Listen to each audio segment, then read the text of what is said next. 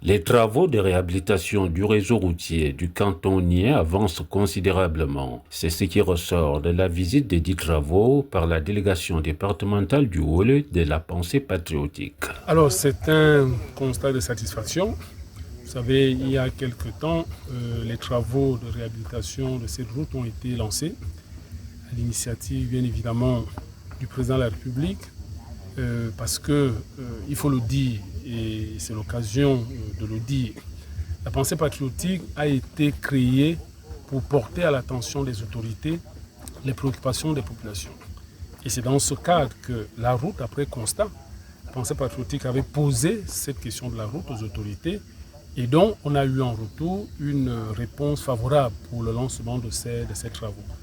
Et il revient à nous, responsables de cette organisation, moi en tant que vice-président de la pensée patriotique en charge du département du Haut-Leu et ressortissant de ce canton, de venir s'imprégner de l'avancement des travaux. Et vous-même, vous venez de le constater, les travaux ont été largement avancés et c'est une satisfaction totale.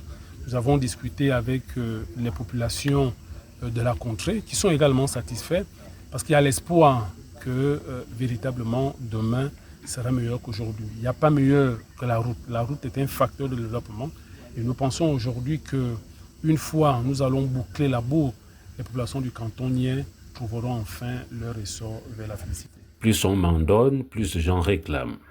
Partant de Beaumont jusqu'à Saunier, on avait à peu près entre 30 et 40 personnes. Donc ce pont-là, c'est nous qui l'avons construit.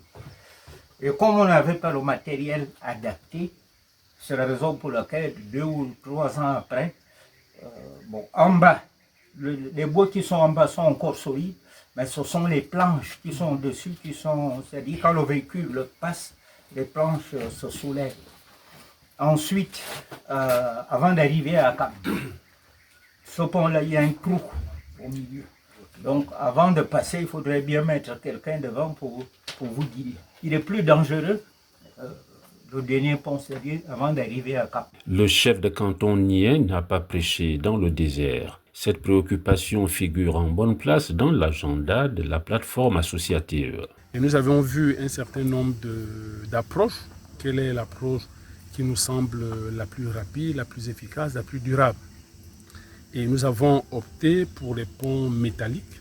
Et je pense que ça aussi, ça va être fait. Nous avons pris un certain nombre de contacts par-ci, par-là pour que le système des ponts également soit réhabilité le plus tôt possible. Et là aussi, nous reviendrons dans un avenir très très proche pour bien évidemment le lancement de la mise en place de ces ponts métalliques que nous voulons, parce que nous pensons que ces ponts sont non seulement durables, mais ils sont également efficaces.